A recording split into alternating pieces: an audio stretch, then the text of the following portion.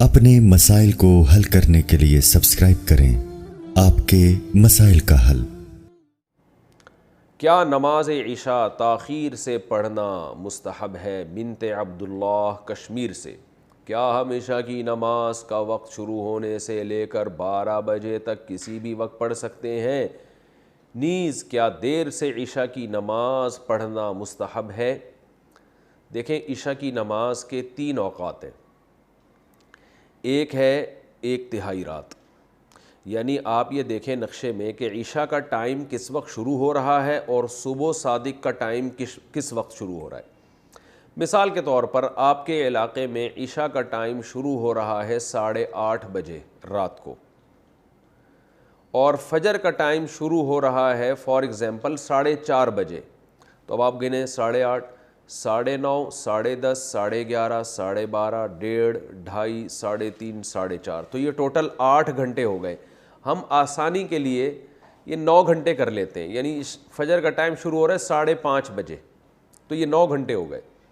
عشاء کا ٹائم شروع ہو رہا ہے آپ کے علاقے میں فار ایگزامپل 8:30 بجے، اور فجر کا ٹائم شروع ہو رہا ہے 5:30 بجے۔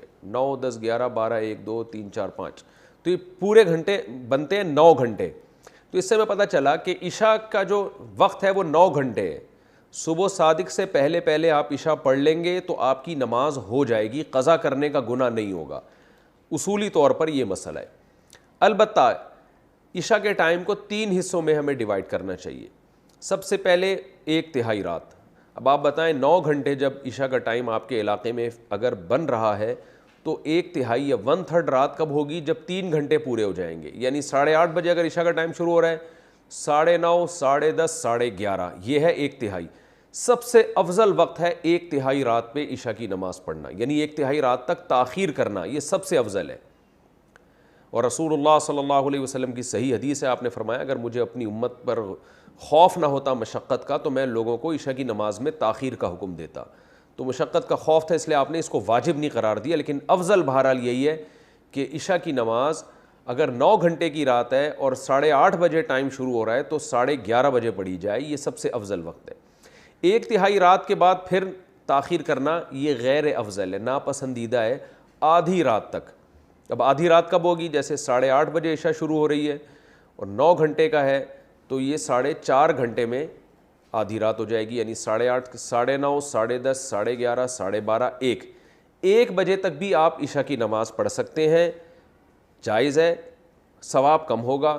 1 بجے کے بعد کراہت ہے، یعنی آدھی رات کے بعد عشاء میں تاخیر کرنا مکروہ ہے، ناپسندیدہ ہے۔ پھر جتنی تاخیر کریں گے اتنی ہی کراہت بڑھتی چلی جائے گی، مکروہ اس میں مکروہ والا عنصر بڑھتا چلا جائے گا۔ تو اس لیے حتی الامکان آدھی رات سے پہلے عشاء پڑھ لینی چاہیے، اور افضل ہے کہ 1/3 رات تک اس کو مؤخر کیا جائے۔ لیکن یہ خواتین کے لیے ہے یا ان لوگوں کے لیے ہے جو سفر میں ہوں اور جماعت سے نماز نہ پڑھ رہے ہوں کسی وجہ سے۔